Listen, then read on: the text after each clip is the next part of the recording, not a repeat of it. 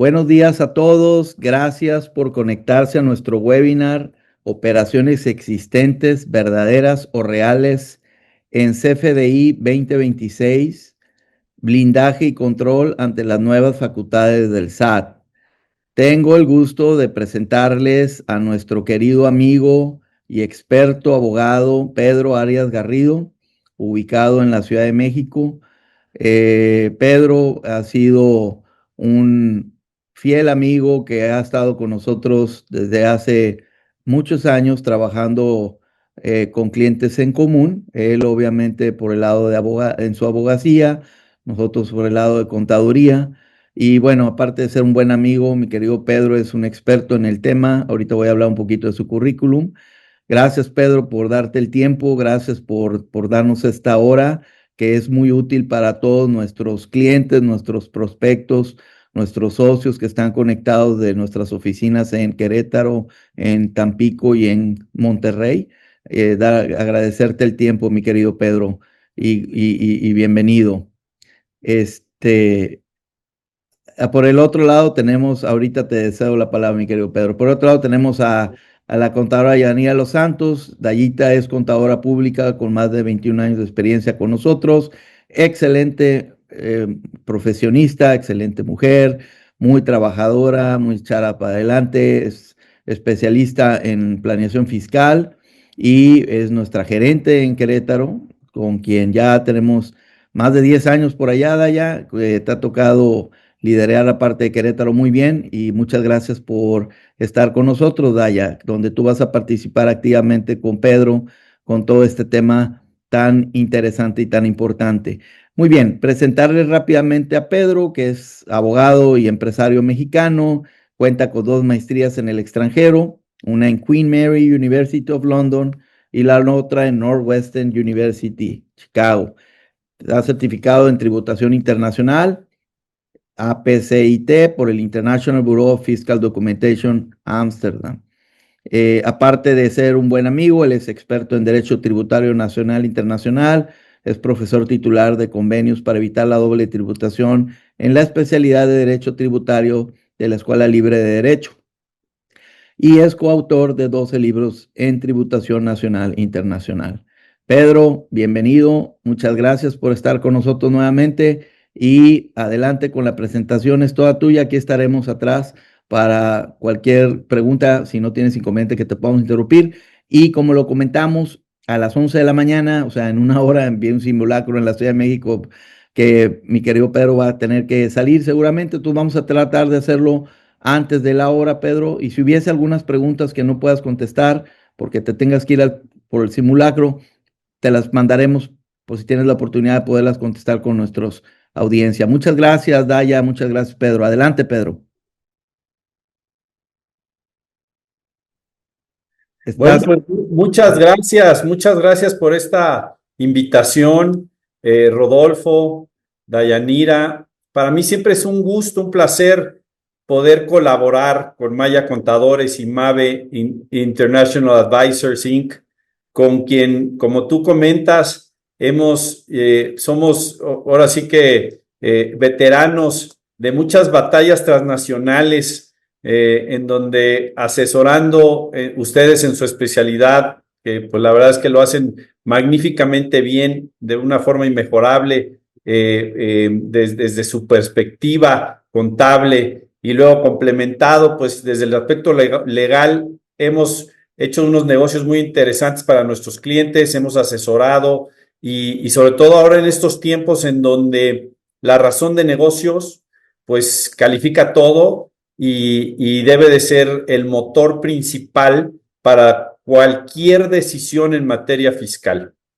Y efectivamente, ¿no? Este tema, si pudiéramos poner el puro título, por favor, la primera lámina, Mónica, por favor, para ver el título primero, la lámina número 1. Esa. Y quiero poner esta lámina porque, pues, hay 3 palabras ahí que hay que destacar, ¿no? Antes que nada, antes de entrar al análisis ya fino en materia legal, ¿verdad? En materia contable, junto con la participación de ustedes, pues habla ahora el Código Fiscal, se establece un nuevo requisitos para los CFDIs famosos, ¿no? Los certificados estos que hay que emitir, la facturación, ¿verdad? Que tiene que ir avalada con este sello electrónico. Y habla de que esos sellos deben de amparar operaciones existentes, verdaderas o reales. Y yo decía de broma cuando esto lo iban a aprobar, decía yo, bueno, ¿qué es eso de una operación verdadera? Pues yo decía, la única verdad que yo conozco es la de nuestro Señor. Es la única que conozco. Fuera de esa, la verdad es que no conozco más verdades. Sí es cierto que los abogados nos han entrenado para hablar sobre la certeza y otro tipo de valores, pero la verdad en sí misma considerada, pues es una consideración muy profunda y que evidentemente deja lugar a mucha discrecionalidad, como veremos en este caso por parte del Servicio de Administración Tributaria, que va a ser quien va a tener que definir cuándo una operación es verdadera y cuándo no. Eh, Nosotros los abogados tenemos un concepto muy bien desarrollado que viene desde el Código de Napoleón ya hace muchos años, ¿no? Desde el derecho romano, incluso los antecedentes, ¿qué es un acto simulado? El acto simulado siempre lo hemos conocido y las disposiciones fiscales siempre han hablado de lo que son la simulación, incluso a efectos fiscales, o un acto simulado simple, o el tipo contenido en el Código Fiscal de defraudación fiscal. Siempre se ha hablado de lo que es un acto simulado. Y simplemente para recordar y empezar a introducir esto de los actos verdaderos, recordemos que un acto simulado es aquel que declaran falsamente algo, las partes declaran falsamente algo que en realidad no ocurrió o no fue convenido entre ellas. Y la doctrina hace una distinción, la jurisprudencia también, entre lo que es la simulación absoluta y la relativa. Y entonces en la absoluta, el acto no tiene nada de real, no hay nada, todo es pura mentira. Y en la simulación relativa, hay un acto real, pero se le da una apariencia falsa. Es una especie de camuflaje. Y luego entramos a la discusión de la verdad legal. ¿En qué sentido? La verdad legal, se ha dicho mucho que pues finalmente está casado a lo que es la cosa juzgada, que es lo que se dice ya, se probó procesalmente ante un tribunal que puede ser jurisdiccional o judicial, y ya se llegó a una determinación, eso se convierte en verdad legal. Ahora, tratando de hacer un símil en este nuevo artículo que ya aparece en lámina, que es el artículo 29A, de a qué estamos jugando cuando hablamos de que un acto, una operación, tiene que ser existente, verdadera o actos jurídicos reales. Pues desde luego que viene a la mente lo que dice el propio Código Fiscal en su artículo 68, cuando expresa que los actos y resoluciones de las autoridades fiscales se presumen legales. Entonces vamos a ver que este nuevo requisito viene aparejado con el ejercicio de una nueva facultad de comprobación por parte del SAT y que como resultado de ellos, el SAT va a calificar si ese CFDI o esos CFDI, conjuntos de CFDI, amparan operaciones existentes verdaderas o actos jurídicos reales o no las amparan.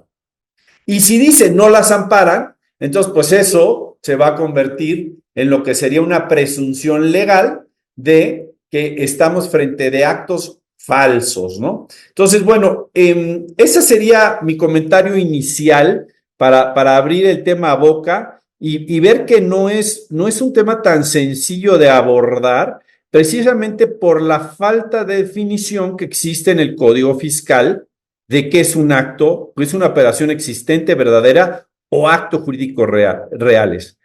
E insisto, cuando habla el código, cuando habla la ley de impuestos sobre la renta de actos simulados, tenemos una referencia y un derecho supletorio en el derecho común que va a determinar qué es un acto simulado. Hay una doctrina y jurisprudencia vasta en esa materia. Acá no.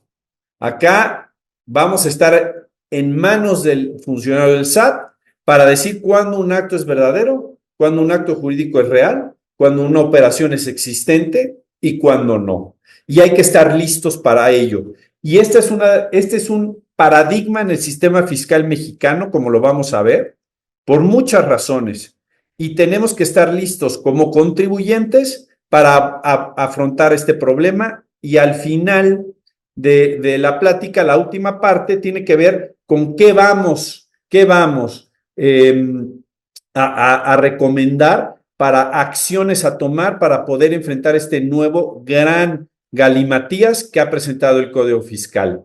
Daya, me detengo un momento, Rodolfo, me detengo un momento, por si quisiera alguna interacción, encantado de la vida para poderlo hacer más ameno. Por favor, cuando sea, ustedes interrumpen.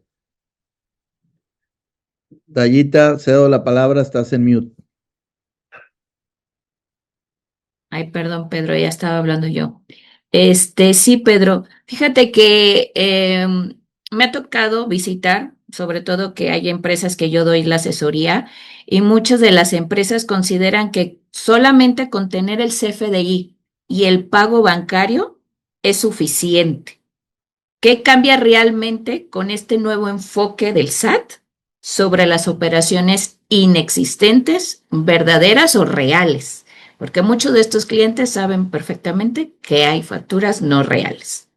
No, y yo creo que sobre todo estamos un poquito como chapados a la antigua de que, ya tengo el pago y tengo el banco y tengo la factura y that's it, ¿no? Pero ahora, como bien dice Pedro, la verdad de nuestro Señor la tiene el SAT. Entonces, ¿qué verdades va a tener el SAT? Honestamente estamos, en mi opinión, digo, yo no soy abogado, pues en un grado y defensión enorme, en una situación de vulnerabilidad enorme, porque ahora vamos a depender del criterio de una autoridad, que finalmente atrás de la autoridad son personas, ¿no? Y quién va a tomar la decisión de que si es verdad o no, como bien lo decía Pedro desde un inicio. Adelante, Pedro, pero yo creo que el mensaje es, ya no es suficiente el pago, como dices, Daya, el pago, el banco y la factura, ¿no? Así es. Ya desde hace años estamos enfrentando el tema de la materialidad, que ese es un tema bastante platicado en el medio de fiscalistas y en conferencias de esta naturaleza, en donde se dice, oye, para efectos de poder deducir cualquier concepto, debes de demostrar que los bienes se entregaron, qué bienes son, cuántos son, etcétera, que entraron en el almacén, quién los recibió. Nos han pedido, por ejemplo, tenemos algunos clientes de la industria automotriz y ellos contratan las famosas madrinas para que vayan por los vehículos ya armados y los transporten.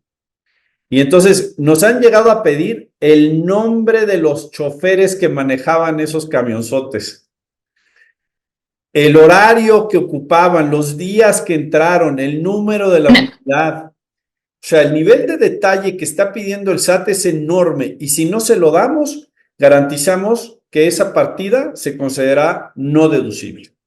Entonces, es verdad. Sí, Daya, Piden una bitácora, perdón.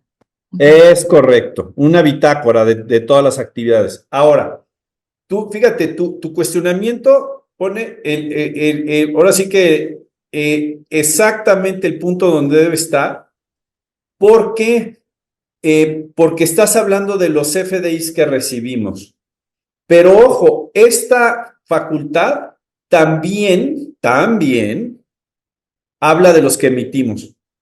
Ahora no vamos a tener que demostrar solamente la materialidad en los CFDIs que recibimos, sino también en los que emitimos. ¿Por qué? Y ahorita lo vamos a ver al abordar la facultad de comprobación. Porque el CFDI, cuando yo hago una actividad con el cliente, el SAT va a venir a cuestionar si hay una operación real tras la emisión del CFDI. Y obviamente, si el SAT va y revisa alguno de mis proveedores y resulta que a él le determinan que sus CFDIs no amparan operaciones reales, va a tener unas consecuencias que vamos a platicar ahorita. Y en esta lámina que estamos viendo, con esto podemos seguir ahondando el tema, vamos a ver el contraste que existe con el muy famoso artículo 69B. Ustedes saben que en esta disposición se le facultó al SAT para ir tras de los factureros, pero la verdad de las cosas es que lo han hecho contra muchas empresas, se ha usado contra muchas empresas que no son factureras, y evidentemente eso ha provocado problemas tanto para los que reciben los FDIs como incluso las empresas que los dan. El 69B lo repasamos muy rápido para contrastarlo con lo que va a ser este nuevo requisito de los FDIs. En el 69B, ¿qué es lo que ataca el SAT? Y la ley, en este caso el código. La emisión de comprobantes fiscales sin contar directa o indirectamente, el contribuyente no tiene activos, personal, infraestructura, capacidad material o que no estén localizados, básicamente. Y entonces ahí lo que se está atacando es la calidad del emisor del CFDI. Ahí se va a presumir la inexistencia de las operaciones que este contribuyente emitió. Entonces, Mónica, no sé si podemos pasar a la siguiente lámina, por favor. Bien.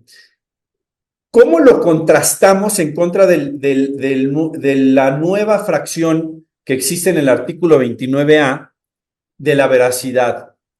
Esta disposición introduce al CFDI como un requisito intrínseco del CFDI de quien lo emite, ojo, no de quien lo recibe, de quien lo emite, que tiene que ser una operación real.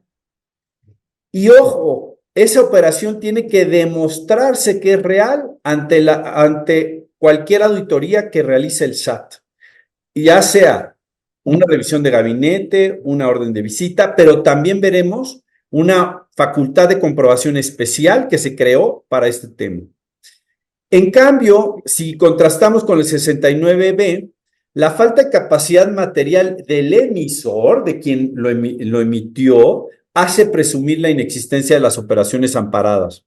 Entonces, este nuevo requisito de los CFDI va mucho más allá del 69B, porque ahora sí, esto no es un CFDI, pero imaginemos que lo fuera. El CFDI mismo tiene que amparar una operación verdadera, independientemente de quien emita eso, si tiene o no capacidad, si tiene o no activos, si puede tener todos los activos del mundo, puede tener todo el personal del mundo, puede tener lo que sea, pero si no demostramos que este CFDI que está aquí ampara una operación verdadera, nos metemos en los problemas que vamos a ver a continuación. Y hay una cosa bien importante cuando hablamos de la carga de la prueba, porque si ven en el renglón tercero de cada uno de estos apartados, hablo de la carga de la prueba. ¿Quién tiene la carga de la prueba? Pues en el 69M la carga de la prueba la tiene el SAT en cierto sentido, porque es el que tiene que argumentar que no tiene suficientes activos el contribuyente, que no tiene suficientes personal, que no cuenta con la capacidad técnica, tecnológica para prestar servicios. Y eso es muy diferente con este nuevo requisito intrínseco del CFDI. Ahí vamos a ver que hay una presunción por parte de la autoridad cuando inicia la facultad de comprobación nueva, en la que presume que los CFDIs amparan operaciones falsas. Pero una vez que se hace la presunción, la carga de la prueba la tiene el contribuyente, ojo. Yo, contribuyente, tengo que demostrar que las operaciones son reales. Entonces, ¿por qué? Porque el SAT te va a llegar un oficio diciéndote, otra vez mi cuadernito, ahora ya no es CFDI, ahora ya es un oficio del SAT. Y va a decir, fíjate que he visto que tus CFDIs emitidos y recibidos no amparan operaciones reales. Tienes, y vamos a ver, y les adelanto, 5 días para desvirtuarlo. ¡Sas! ¡Sas! Ahora tú, contribuyente, me tienes que acreditar que las operaciones amparadas en este CFDI son reales y solo tienes 5 días para hacerlo. Bien. Pedro, sí, por favor. ¿qué tan preparado consideras que hoy las empresas podamos acreditar la veracidad de sus operaciones en 5 días? Hoy en día, no he visto de la revisión que hemos efectuado de decenas de clientes del despacho, no había uno solo que estuviera preparado para ello. Ni uno. Si nosotros, y nada más vamos a hacer este pensamiento. En una auditoría normal del SAT, generalmente dura un año, ¿no? Puede ser más si solicitan información a autoridades extranjeras, lo que siempre puede pasar, por ejemplo, le piden información al IRS o al Canada Revenue Agency, ¿no? Y entonces se amplían los plazos, pero el plazo normal es de un año para que la autoridad cierre esa auditoría. Hay otras excepciones, desde luego. Pero entonces el contribuyente tiene un año, le llega el primer requerimiento. Oye, a ver, ármame tal partida, ¿no? Ármame publicidad, que esa es una partida siempre debatida con el SAT. Ármame publicidad. Y entonces, viene el requerimiento, se le da un plazo, a veces no lo podemos cumplir porque no tenemos la información, nos volteamos con el proveedor de la publicidad, a lo mejor Marta de Baile fue la que nos invitó al programa, por ejemplo, vi un asunto de unos doctores buenísimos que hacen todos estos procedimientos in vitro, y ellos iban mucho al programa de Marta de Baile. Y entonces le pagaban por esa publicidad, ¿no? Por ir a platicar. Y entonces ahora arma todas esas veces que fueron durante el ejercicio fiscal, que en realidad sí se dio el servicio y sí estuvo el doctor presente, y entonces había que conseguir los videos, había que conseguir todo con la gente, ¿no? De Marta de Baile, y eso no lo tenía esta empresa, que es una empresa que se dedica de este tipo de procedimientos, no lo tenía. Hay que armarlo, pero bueno, se le fue el primer plazo para rendirla, le pusieron su multa, ¿no? Porque no presentó la información, luego se siguió armando, se armó el 60% de la partida, luego llegó el oficio de observaciones, todavía se tienen 20 días más. Dijimos, oye, vamos a la Prodecon, vamos a un acuerdo conclusivo y vamos a tener un año más, ya van 2 años para armar la partida, logramos armar 20% más de esa partida. Y todavía después, al final de eso viene la liquidación y se tiene el plazo para presentar el recurso y otros 30 días para presentar. Tenemos casi 2 años y medio para armar la materialidad de las pruebas. Vamos a ver que en este caso no vamos a tener ese plazo, no lo vamos a tener y las consecuencias son tan perjudiciales para el contribuyente que hay que estar listo. Y Daya, no he visto una empresa que esté lista. Hay que empezar a trabajar hoy en el tema y vamos a ver cómo se empieza a trabajar más adelante. Si podemos ir a la siguiente lámina, por favor. Pedro, nada más rapidito, una pregunta que tenemos de Luis Mario Díaz. Dice, ¿están facultados los visitadores del SAT para certificar los documentos contables para deducción fiscal? ¿Qué opinas? Certificar. Sí. Es decir, a ver, si me la lees otra vez porque para entenderla bien. Sí, dice, ¿están facultados los visitadores del SAT para certificar los documentos contables para deducción fiscal? Bueno, sí, ellos evidentemente se les pone, cuando van a una visita, ellos pueden sacar fotocopias de todos los documentos fiscales y eso se agrega al expediente del SAT y se certifica que son copias fieles de lo que de lo que ellos vieron físicamente en las oficinas del contribuyente. Lo hacen incluso a veces cuando la información es vasta, pues se hace en USBs, ¿no? Claro. Se baja la información a un USB y eso, pues en cierto sentido, sí da fe de la existencia de esos comprobantes, porque el SAT ya tiene una copia y el funcionario va a certificar respecto de la existencia de esas fotocopias. Entonces, no podríamos cambiar esos documentos una vez que se los entregamos al SAT. Creo que es el fondo de la pregunta, es si el SAT ya sacó fotocopias de contratos, de CFDIs, de todo lo que, del libro mayor, del diario, ya eso está escrito en piedra, porque si no, entonces entramos en el territorio del delito nuevo que hay en el Código Fiscal, que dice que entregar información falsa al SAT en cualquiera de los procedimientos ahora es un delito en sí mismo considerado. Entonces, ojo, lo que le entreguemos al SAT, si entregamos un contrato, por ejemplo, ya no podemos con la contraparte decir, ay, no me gustó la cláusula 10ª porque el abogado fiscalista lo revisó y vamos a cambiarla. No, ese documento ya lo tiene el SAT, ya no se puede cambiar. Tenemos que vivir con lo que dice. Bien. Correcto. Gracias, Pedro. Muy bien. Y esta es la nueva facultad. Ustedes están viendo en pantalla la nueva facultad de comprobación del SAT, que está en el artículo 49 bis del Código Fiscal de la Federación. La orden de visita dice, señala el motivo por el que SAT debe señalar el motivo por la que el SAT presume que los certificados son falsos, que los CFDIs son falsos. Y la pregunta aquí que pongo yo abajo es, oye, igual podría hacerlo dentro de una auditoría ordinaria.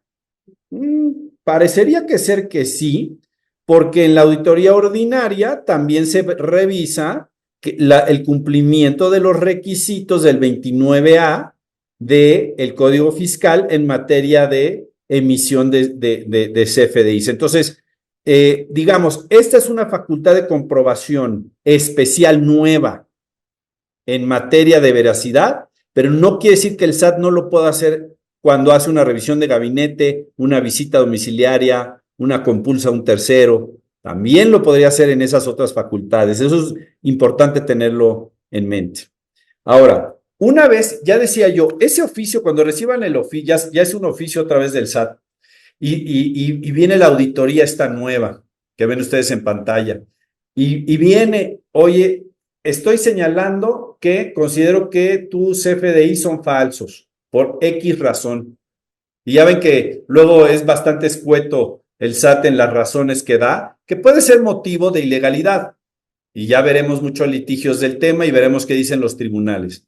Pero una vez que se emite el oficio, abajo va a venir un párrafo que va a decir, se suspende la emisión de CFDIs de la empresa durante la auditoría. Ya no puedes emitir CFDI, te paraliza. En ese momento, por la presunción de que tú estás trabajando con certificados o con operaciones falsas, ya no puedes facturar. Ese día ya no puedes facturar, el día que te notificaron. Aguas. Oiga, licenciado, ¿y se puede presentar un juicio de amparo para en ese momento en contra de la orden de comprobación, de la orden de visita? Pues sí se puede presentar un amparo. Sí se puede presentar un amparo y se hace valer la inconstitucionalidad de la norma. Oiga, licenciado, ¿y podemos solicitar la suspensión? Sí se puede solicitar la suspensión, claro que sí. ¿Y cuáles son las posibilidades de éxito, licenciado, de obtener la suspensión? Pues no.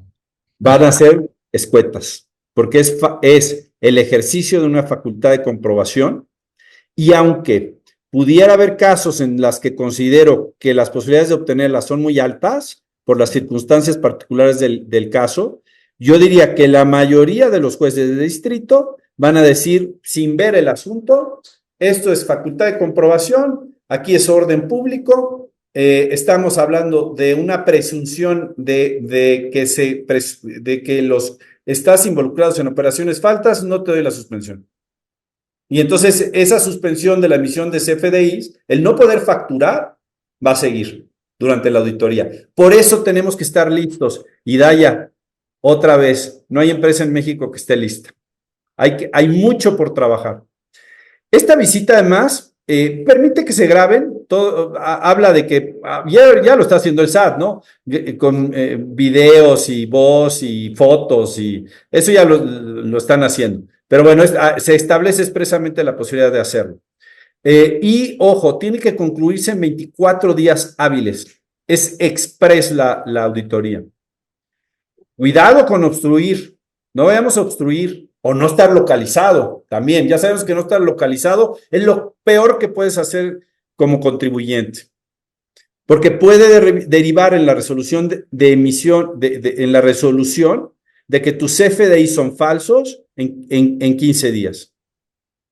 Se levanta un acta circunstanciada, desde luego, y ojo el punto final, lo que decíamos hace rato, Daya. El contribuyente se te van a dar 5 días, 5, para aportar pruebas y desvirtuar las presunciones de que los CFDI son falsos. Si cualquier cliente, yo diría chico, pero ya no tan chico, y cualquiera mediano y grande, no lo va a cumplir en 5 días. No lo va a poder hacer en 5 días. Tenemos que estar listos antes de que nos auditen. Antes de que nos auditen, tenemos que estar listos como si nos fueran a auditar y a objetar. Hoy hay que empezar, hoy, quien no lo haya hecho y que nos esté escuchando, yo les invito a que empecemos a armar esa materialidad. Ojo, no solo de los CFDIs que recibimos, sino también de los que damos. Aprovechando rápidamente, Luis Mario también vuelve a comentar, y estamos hablando de la visita, que él se refiere a que el visitador, por ley del SAT y del Código Fiscal de la Federación, señala que no tienen esa facultad. Además, hay sentencias del Tribunal Federal de Justicia Administrativa que señala que es un exceso de facultades. Él se refiere a la certificación de los documentos contables para deducción fiscal, ¿no? De los visitadores. Digo, quizás es un tema muy específico que Ya, menciona sí, sí, Luis Mario. perdón, discúlpame. A ver, una disculpa, tienes toda la razón del mundo, no había entendido bien el comentario. Sí, Sí, entiendo perfectamente lo que dices, es correcto. No voy a decir más que es correcto. Digamos, lo que dijiste es correcto y no tendría nada que agregar. correcto. Sí, y Pero desafortunadamente, ojo, eso no quiere decir que mi comentario no sea válido. claro, Documento entregado al SAT, no lo podemos cambiar. exacto. Eso es No ya lo podemos cambiar porque entregado, nos ya vamos a meter en un problema penal. correcto. Y César Virgilio Orozco, aprovechando, dice, si yo brindo servicios de capacitación y subcontrato a donde está a una empresa que me provee a los instructores, necesito tener listas de asistencia, fotografías del evento, contratos. Dice Todo, la que sí, respuesta es sí, sí, ¿verdad? Claro. sí, sí. Todo va a tener que empezarse, vamos a tener que crear manuales de operación para que operación, contabilidad, publicidad, todas las áreas de la empresa armen la materialidad conforme van sucediendo los hechos. Lo bueno es que ahora la inteligencia artificial nos va a ayudar mucho. O sea, apoyados en inteligencia artificial, todos esos entregables se hacen de una forma mucho más fácil, mucho más eficiente. Pero sí, y va, el personal perdón, el personal de las distintas áreas y especialmente el personal de informática va a tener que tener lista la información para entregarla en ese plazo de 5 días.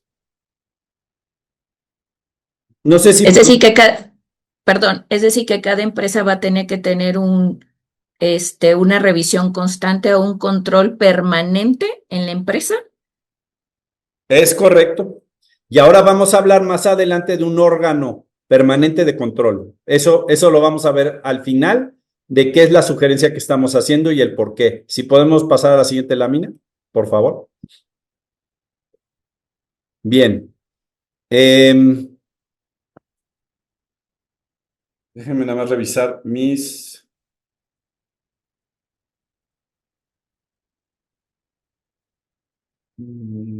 Resolución, listo. Ok, listo. La resolución. Y vamos a meterle un poquito de velocidad por la hora, porque si no nos va a dar la chicharra. Adelante, Pedro. Entonces voy a acabar bastante rápido las láminas y para entrar a las sugerencias concretas Sí, y por poder favor. dejar, porque ahorita son 10:40, poder dejar 10 minutitos de preguntas y respuestas.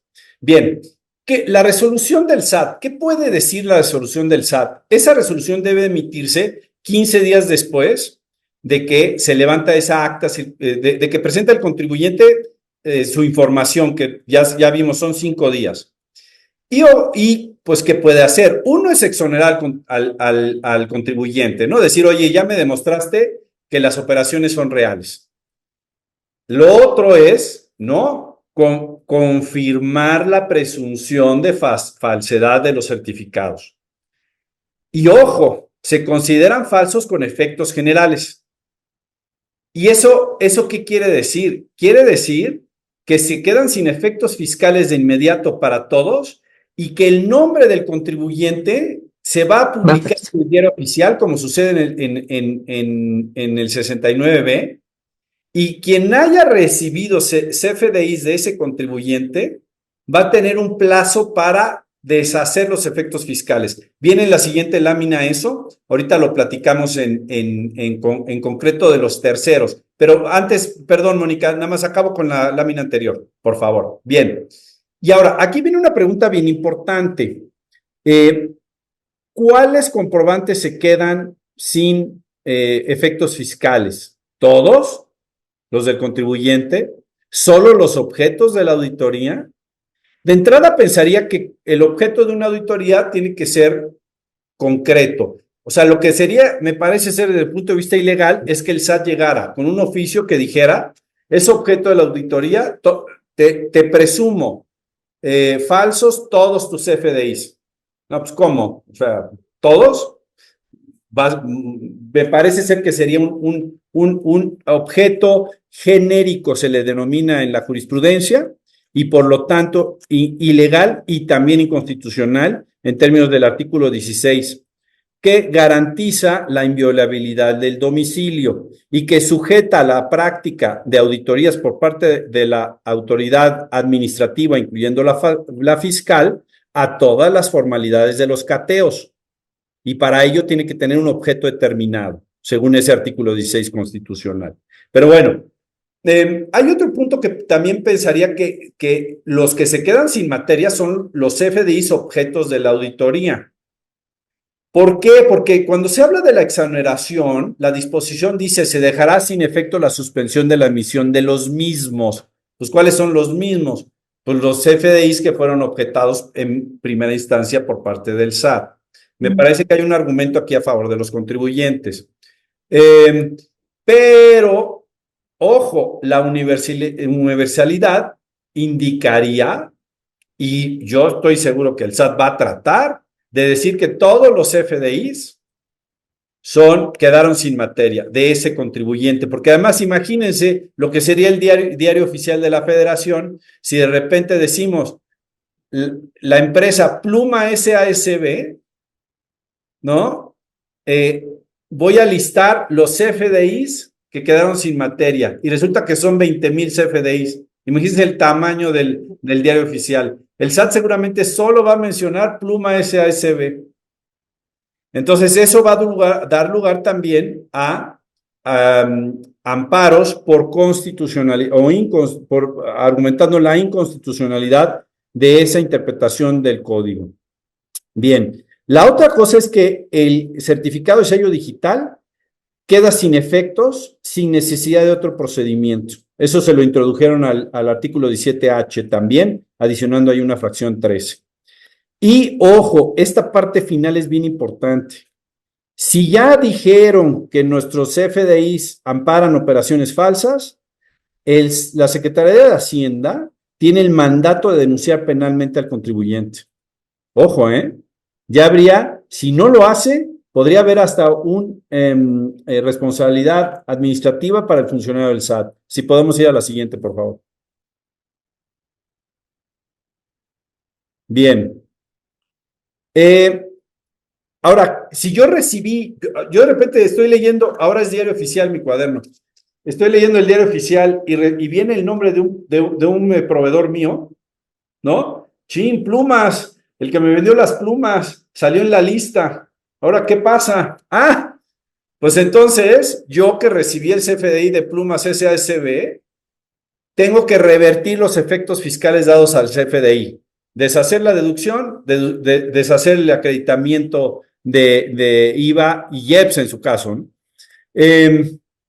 Ojo, no hay procedimiento mediante el cual el contribuyente pueda demostrar lo contrario. Es decir, aquí hay, me parece ser por parte de la disposición del 49 bis del Código Fiscal, una violación clara al principio constitucional de audiencia. Se le ha privado al contribuyente de un derecho sin que se le haya escuchado por parte de la autoridad competente para ella, que es el propio SAT.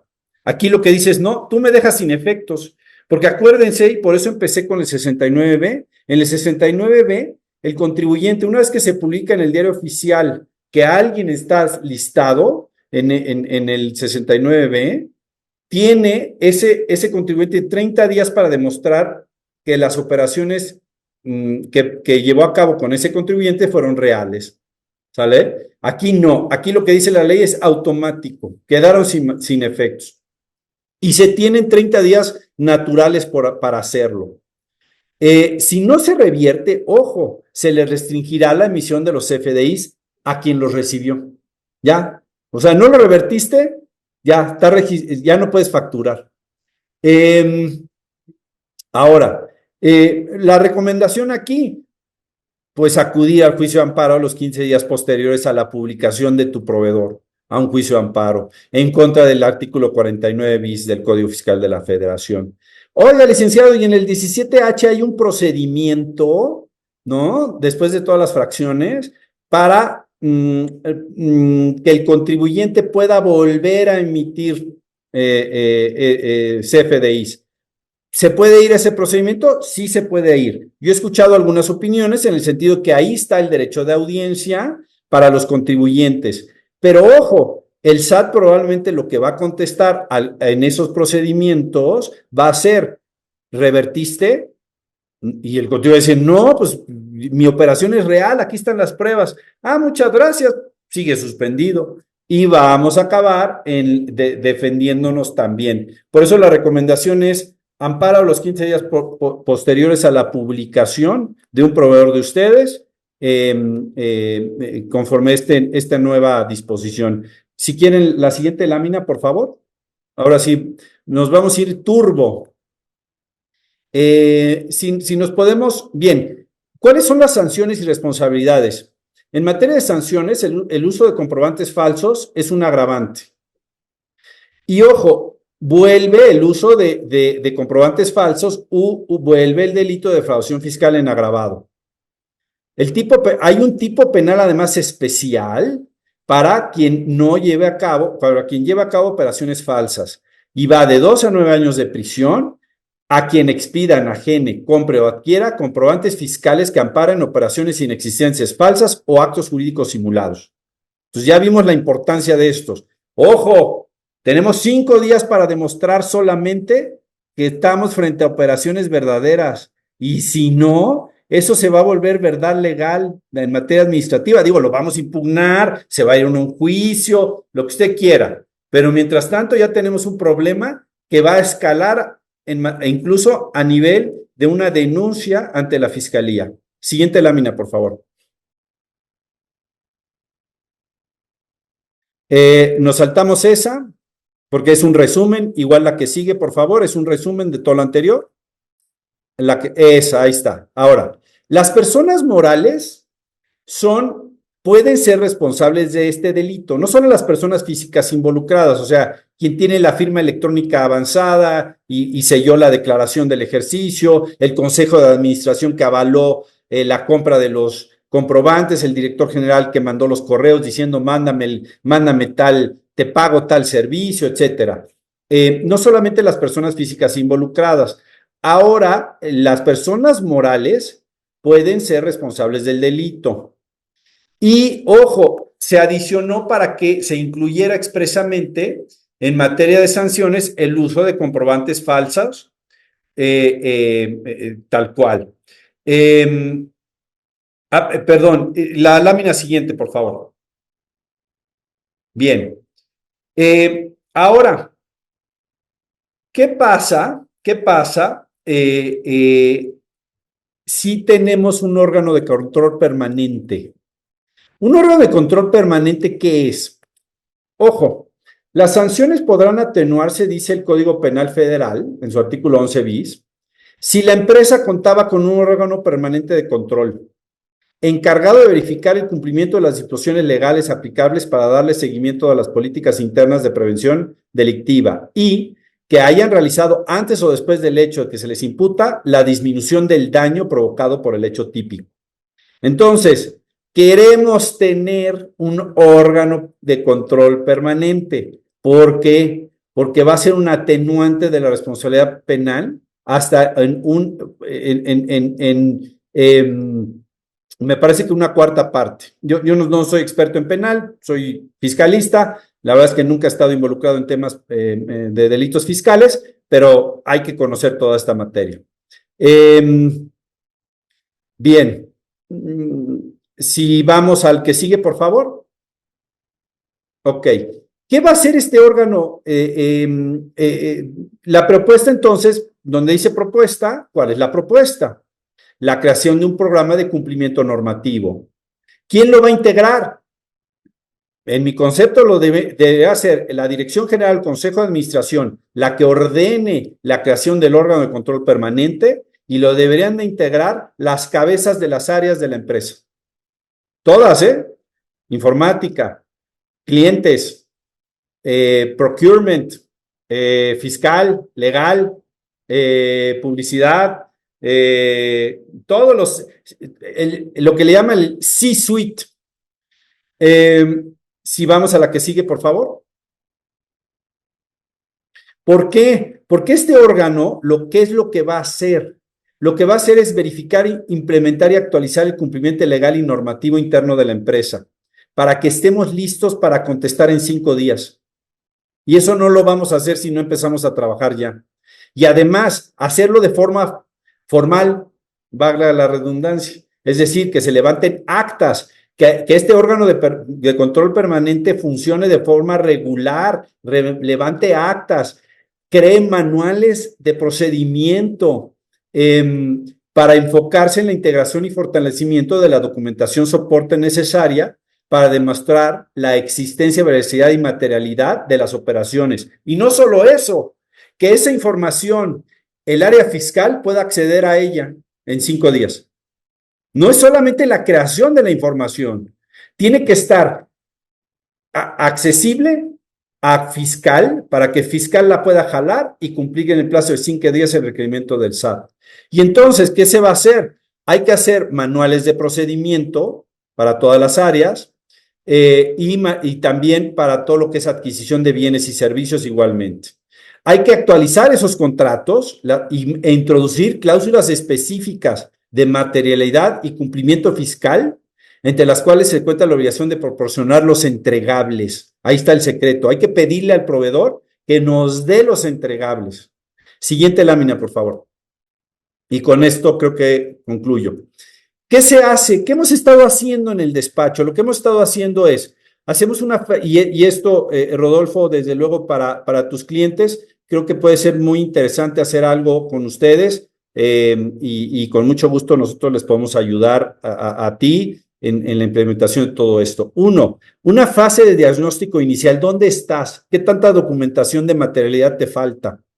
2, tener una sección kickoff, explicación detallada del proyecto, alcance a todas las áreas, porque el de informática no sabe fiscal, el de ventas pues generalmente no sabe fiscal. Hay que explicarles de qué se trata el proyecto, por qué es la importancia, que no queremos tener una revisión de esta naturaleza por parte del SAT y que si la tenemos, que en 5 días tenemos que contestar.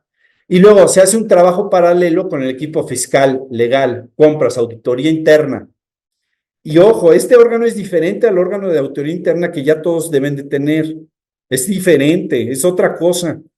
Y ahí entonces ya se crea o se perfecciona el órgano de control permanente y nosotros estamos sugiriendo que durante los primeros 6 meses haya una sesión mensual de este órgano para empezar a crear esa documentación de materialidad que hoy no existe, tanto de los CFDIs que recibimos como de los que emitimos, y después que se quede de forma trimestral eventualmente. Y con eso les agradezco mucho la invitación, la participación, y tenemos creo que 6 minutos para preguntas antes de que empiece a sonar esto.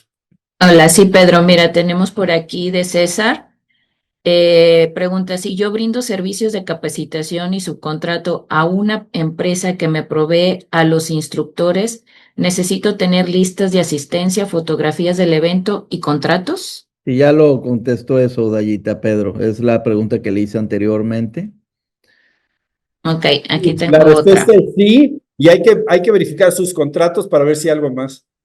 Correcto. Es que acá me mandaron otra, voy. Dice, imaginemos que realizamos una operación verdadera. Ay, se me movió.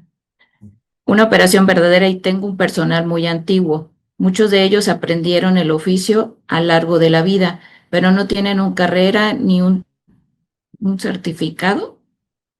Correcto. ¿Cómo la autoridad puede considerarse que esto no es falso y que mi personal es capacitado solo por capacitación por los años? Mm. ¿En qué giro es? Perdón, es que perdí ahí el audio. Dice, no tienen una carrera ni un certificado técnico. Ejemplo, un operador de grúa. Ok, bien. Está muy bien, ¿no? No necesita tener el cargo. Lo que necesitamos demostrar es que el señor sabe hacer su trabajo. Hay profesiones que no requieren título profesional para ejercer. Hay otras que sí. Si usted me dice abogado, médico, contador, requiere por ley tener, no el auxiliar contable, por ejemplo, ¿no? No el pasante. Nosotros en el despacho tenemos pasantes, ¿no?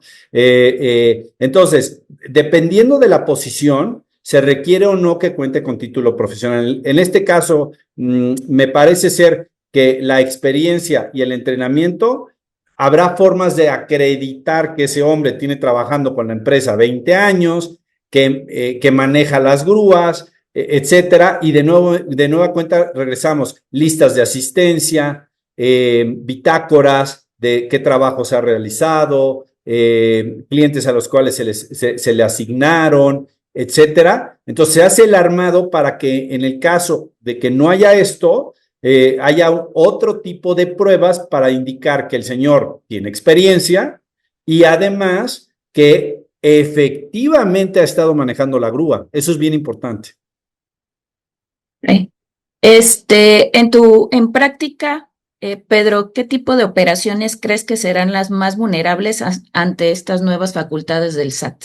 Digo, mencionaste por ahí una que es la de publicidad. ¿Qué otro tipo de operaciones crees que el SAT con estas nuevas operaciones sean las más vulnerables?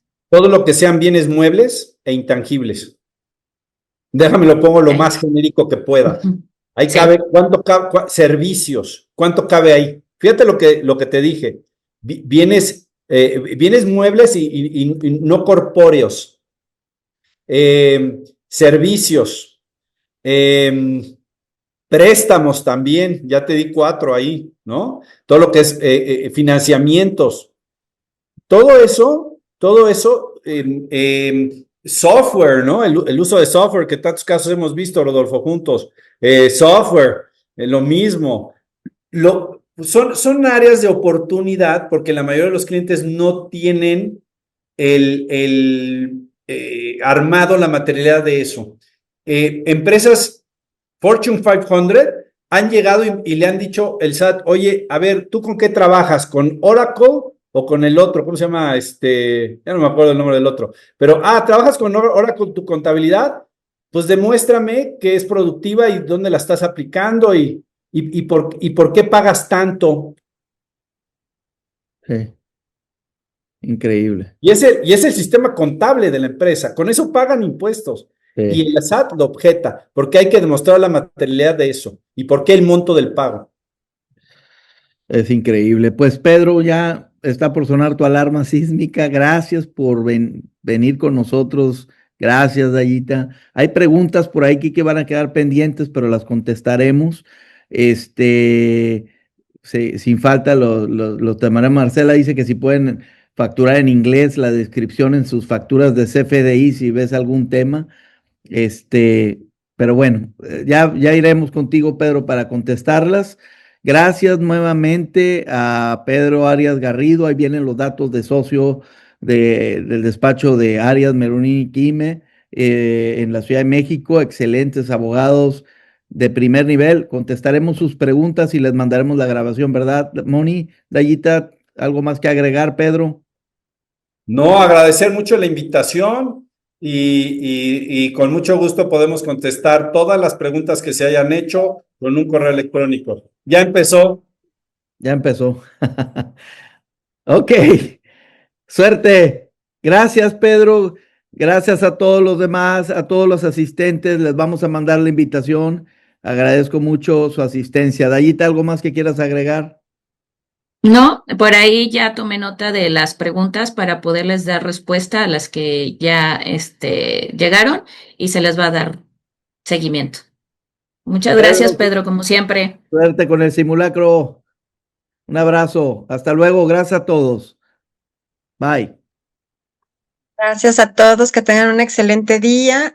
Suerte con este simulacro que está haciéndose en estos momentos. No nos resta más que agradecerles a todos su participación, su asistencia y bueno, también invitarlos a que estén pendientes de nuestros boletines, nuestras redes sociales y también por medio de un correo recibirán el material, la grabación de este webinar. Muchísimas gracias a todos ustedes por estar con nosotros. Que tengan un excelente día.